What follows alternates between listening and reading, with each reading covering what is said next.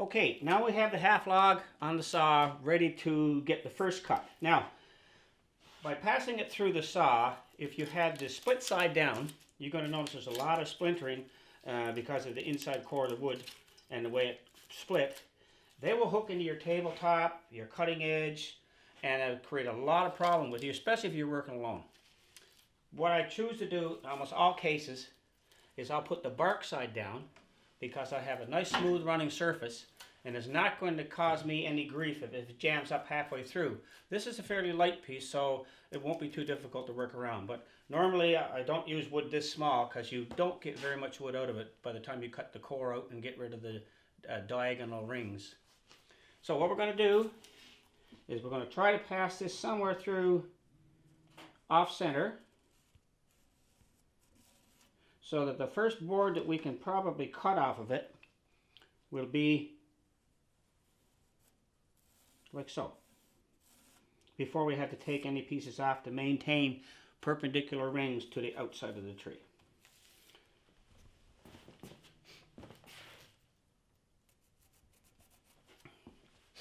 Now you notice when I'm sawing, this tree has a bend from the right to the left, so I'm going to have a little bit of curvature to get it through so I don't create too much wastage.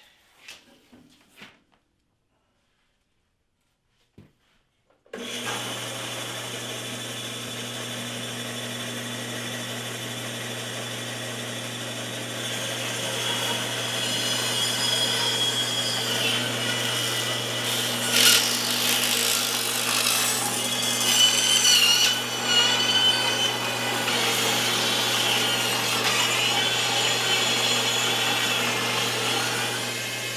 we're going to start with a little bit of a bend and a twist all the same time.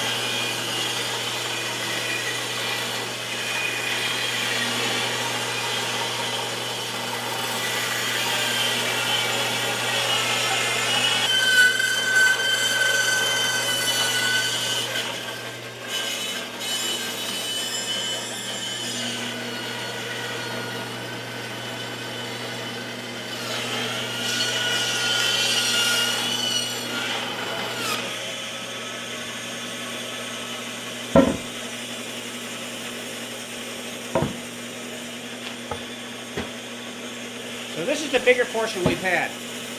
Now what we've got to do is take a little bit of the wastage away. If you can just zoom in there, you'll see that this is the core of the tree. You can see the actual circles. We don't want any of that thing close to working with this. So we're just going to do a nice diagonal cut to take some of that waste off.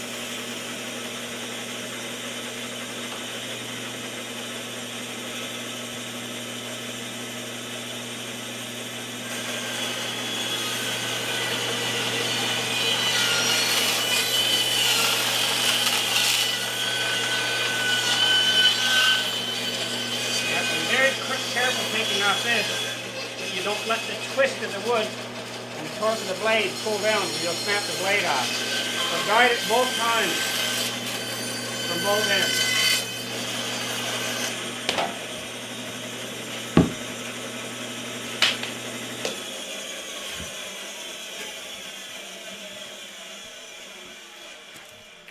We'll go back to this end, and now you can see the advantage of this nice flat spot. We're going to put it through here and here, but that's a big vertical cut. It's almost too much, and none of this in here is any good. So what I'm going to do with this particular one is I want to split it again to make it more manageable, and probably right about here.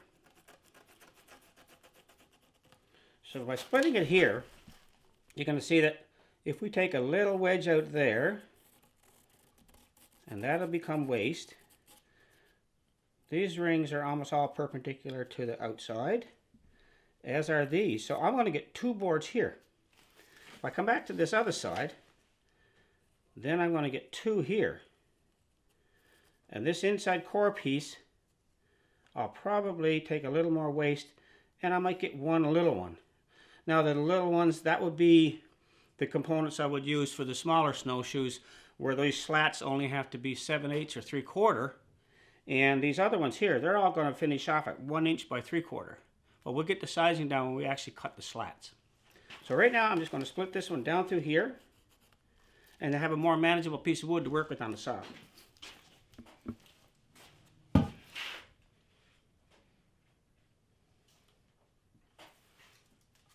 And again, you have to follow the curvature of the tree. Reset the guide.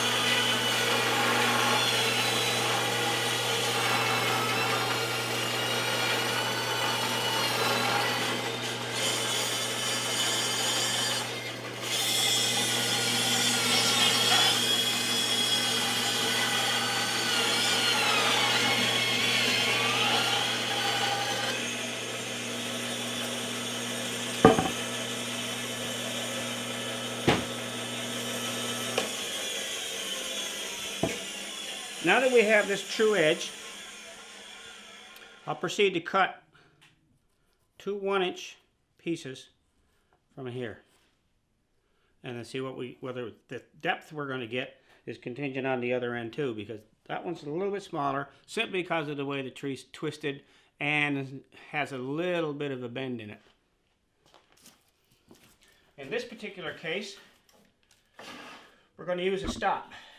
We don't use a regular rail, straight edge, as you would on a table saw, because the tree is not straight. So what this component does, it enables you to cut, for instance in this case, a 1-inch slat with continued cross section 1 inch, but still following that curvature of that tree and a little bit of twist that we have in it.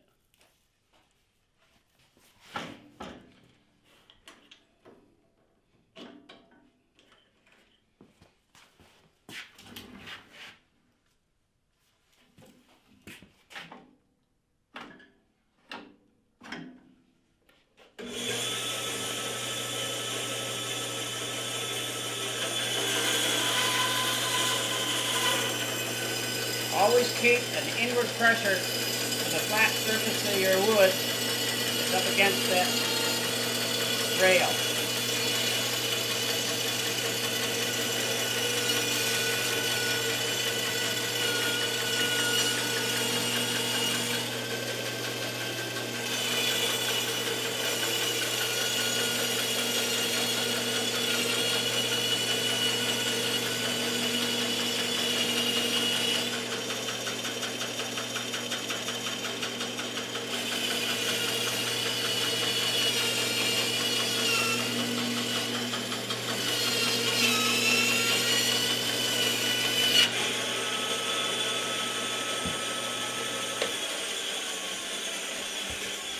Now if we go back to this end again, you can see we've got one board made, and we've got, let me cut that off here so you can see the rings.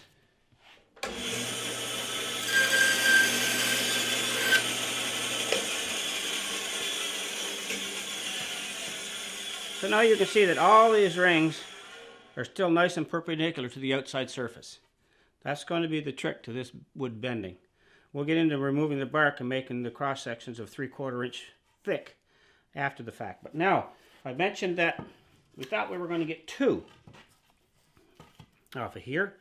Well, in this particular end we can, but because of the way the tree split, and obviously it didn't split symmetrical exactly in half, this end here, the rings look pretty good.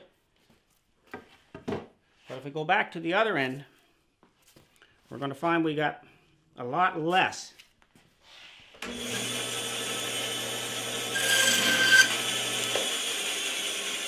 A lot less wood to work with in trying to achieve a slat that's 1 inch by 3/4. So now in this particular case, we're going to have to cut this from the smallest end, and at least we can sacrifice very little here, but we'll still get at least another slat.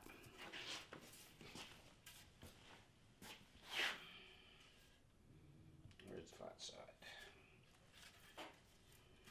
Okay.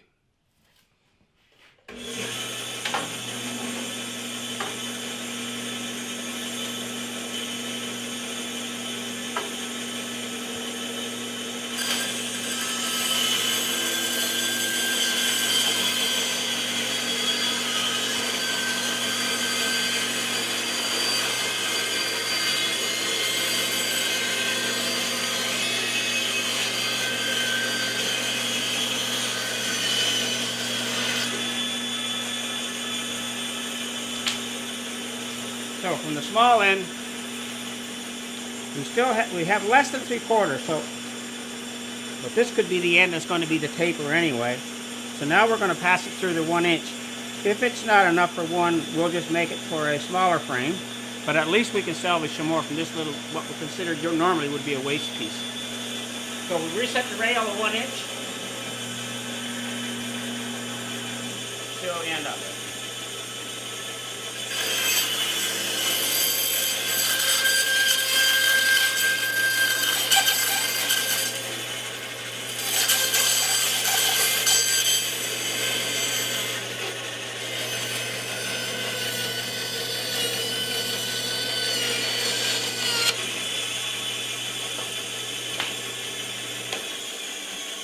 Now, if we stayed to the big end again, we say, wow, that's great. We'll get a square out of here. But unfortunately, back in this end, it ran in here a little bit too narrow. So what we'll do with this one is we'll remove the bark so I can salvage it, and then make it a 7/8 for a smaller frame, and not have to throw it all away. Now, in this case, I'm going to be removing the bark just to the top surface of the wood, and then we'll set it up and make the thickness.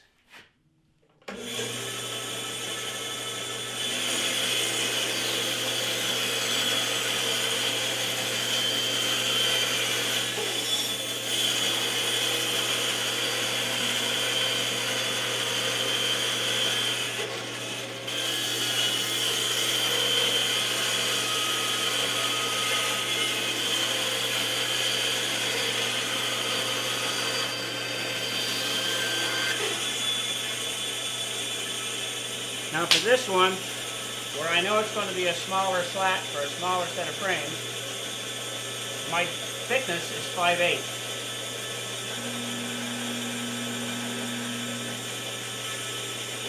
Now, the one important thing doing when you're sawing the slats, as soon as you remove the bark, before you resaw, mark the outside surface with an X or a number or a letter. What that tells me, because once I have this cut square, a lot of times you can't see the differentiation of the rings. That's the outside of the wood. You can't bend it opposite to the way it's grown. It has to be bent with the outside to the outside of the frame. So what we're going to do is we're just going to salvage what we can from this and then go back to making the initial frames of the 1 inch wood.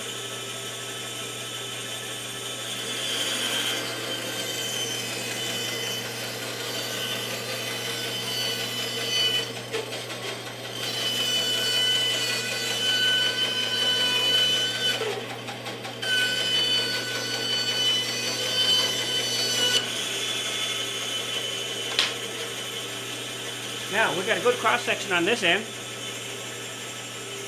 It's 5/8, but that was a 1 inch cut. So what we have to do is look at it, and if we look at the wood here, there wasn't enough to get a full 1 inch. Now, for this particular thickness, the slat is going to be 7/8. And whatever length we have, then we can salvage it for the shorter snowshoes. The smallest length would be 26. Then there's 28, 38s, and 40 for my molds. So I know that this is a 42. I'm at least going to get salvage one for the smaller snowshoes.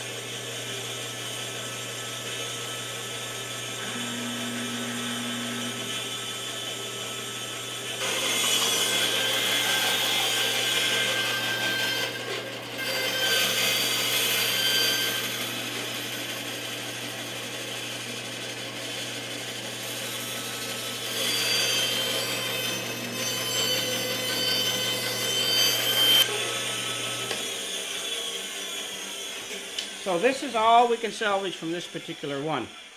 Now, I put that mark there because that's where the full cross section of the 5/8 by 7/8 is going to be for this snowshoe. We know that's the outside.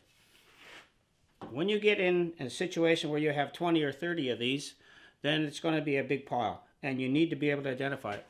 Just one second. You need to be able to identify with the slat sizes so you don't inadvertently put the wrong ones in the steamer. So I know this is a 5/8 thick by 7/8.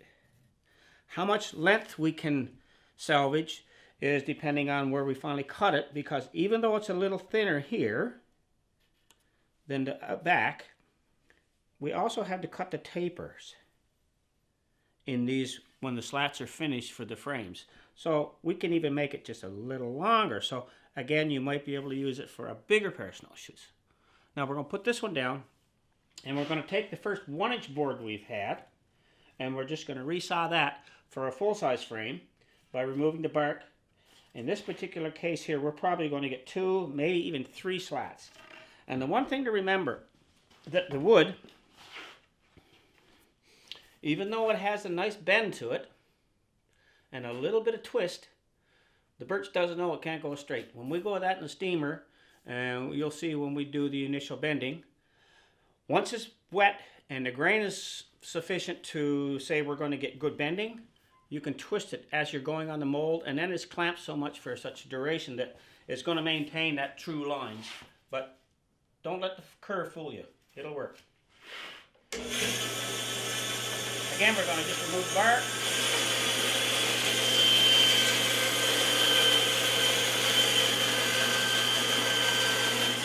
Because this is a winter tree, you can't remove the bark easily because there's no sap in it.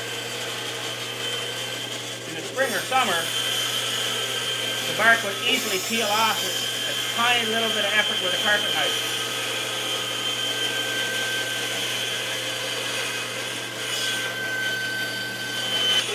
So the bark is off. We're going to mark it so that we know this is the outside surface. Now we're going to set up our depth gauge for 3/4. Lower this down a little.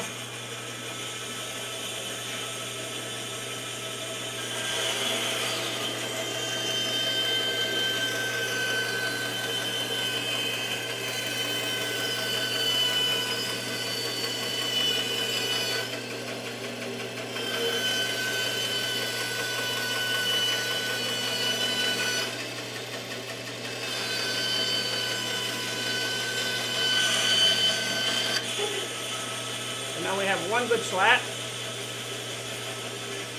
You notice a nice curve. We'll straighten that out. Now, again, we still have to have the outside of the tree orientation.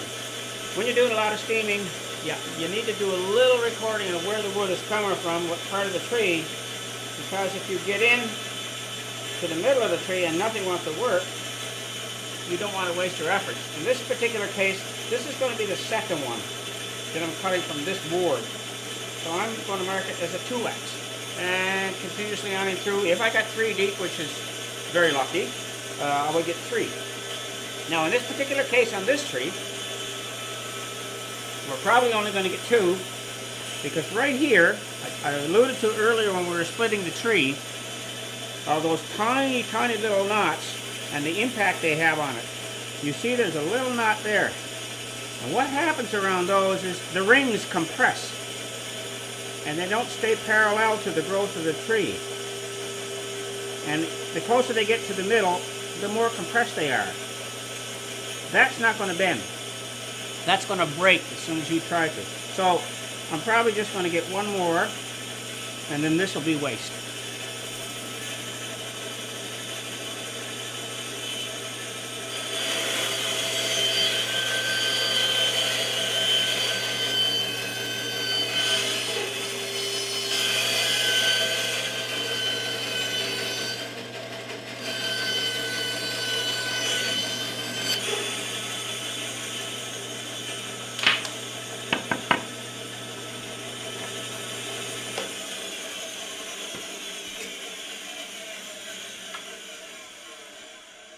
Now that we have these two slats, we're going to clear our bench off, and we're going to set them up, and we're going to finish the fine cut, because when we do the rough cuts on the first initial quarter of the log, and we say we got 1 inch, well, we got 1 inch and a little bit of wiggle room, because on a deep cut like that, the blade has a tendency to want to go a little bit. So what I'm going to do now is I'm going to trim these down to 1 inch so that they're continuous throughout, and all the strips are the same, particularly if we're going on to the molds. Then we'll set them up on the bench and we'll mark them off so that we can do the tapers, mark the centers, and at that stage, then they're ready to go in the water. So we're getting just a little bit.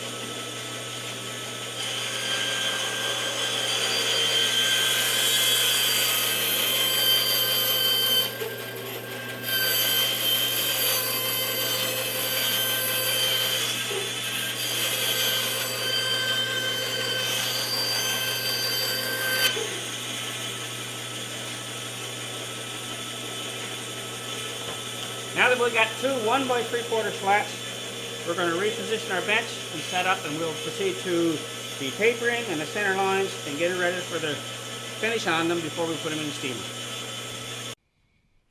Okay, now we have our two 1 inch slats, and we've got 3 here that we cut previously.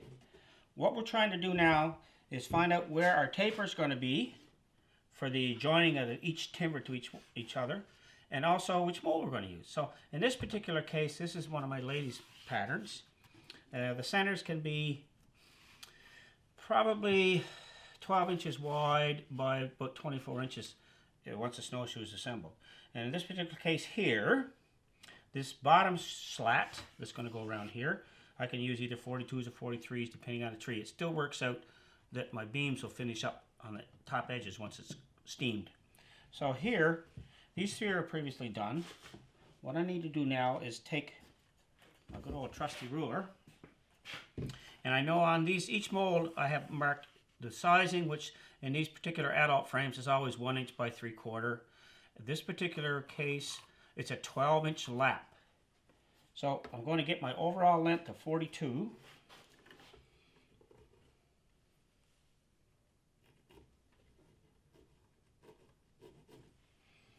I'm going to mark my middle,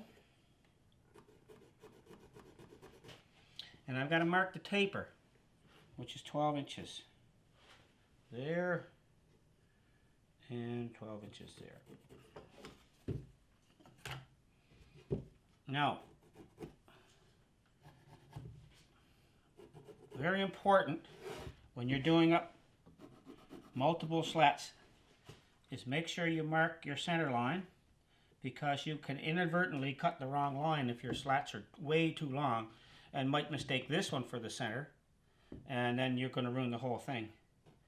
I always mark on here the size of it, because in the steamer I'll probably have 8 to 10, sometimes a dozen slats. Could be all different sizes going on. Now the other thing what we have to do is transpose these lines to the edge.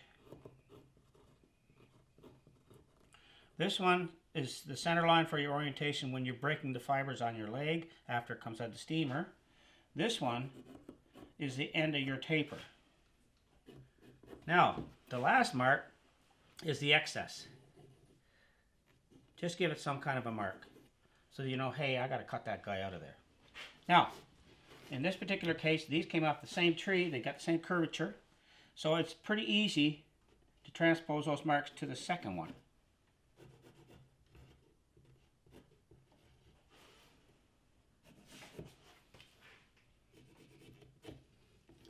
That's a wastage. Transpose to the sides.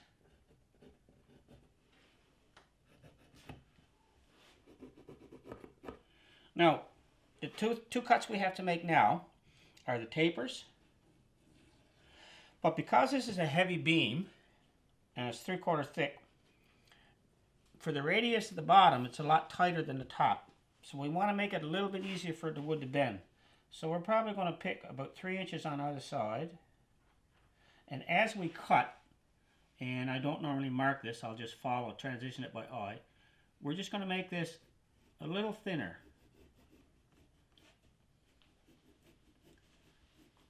To ease the bending. It's not precision. This one here particularly has 1, 2, 3, 4, 5, 6. This one's got 6 rings per inch, so it's going to be a little stubborn bending. These ones that I previously cut, and now these were off a different tree, and I'll show you why. We'll transition these lines.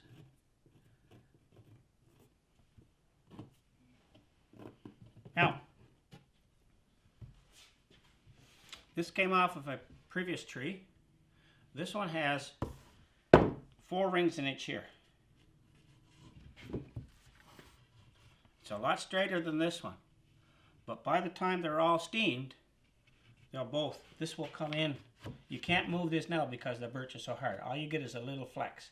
But when that's steamed, that'll soften enough to come right in. So now, I'm going to take these two. These 3 are already done. And they're ready for the steamer.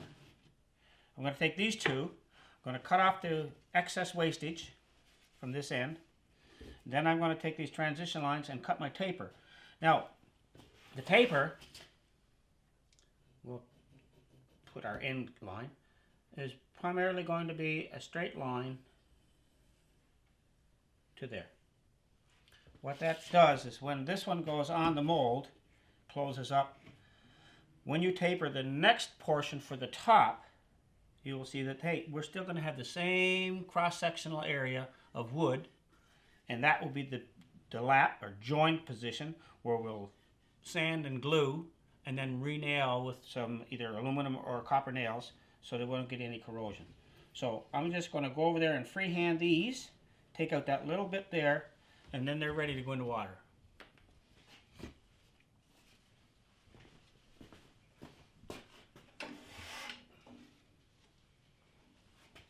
Now, off the wastage.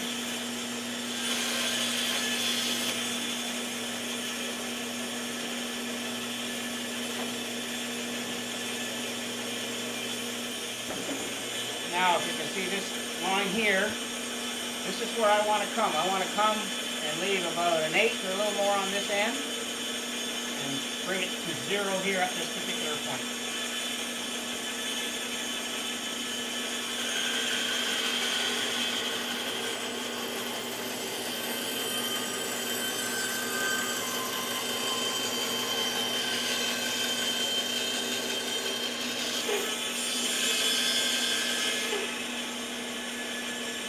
Smooth off the paper a little bit.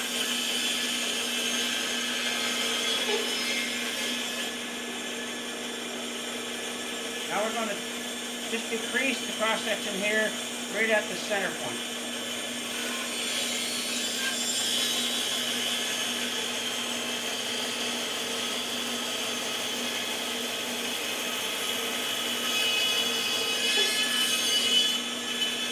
And we'll take the other paper off.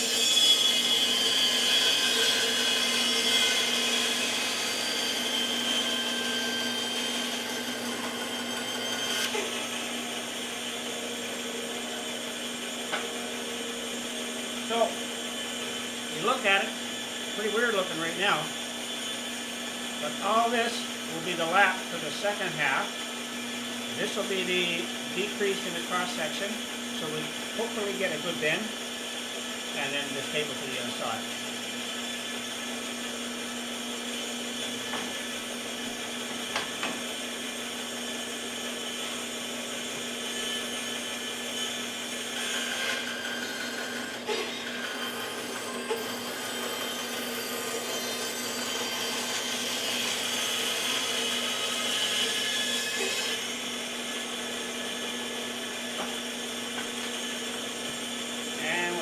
Off the middle.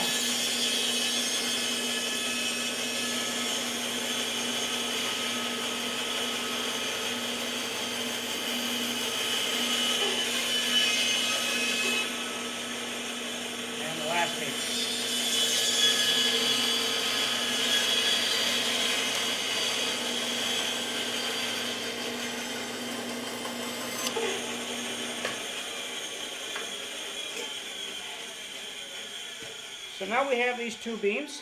They're the bottom half of the lady's pattern. What we'll be doing is we'll be preparing a few more, and then we're going to set the steamer up and hopefully have some luck with this wood.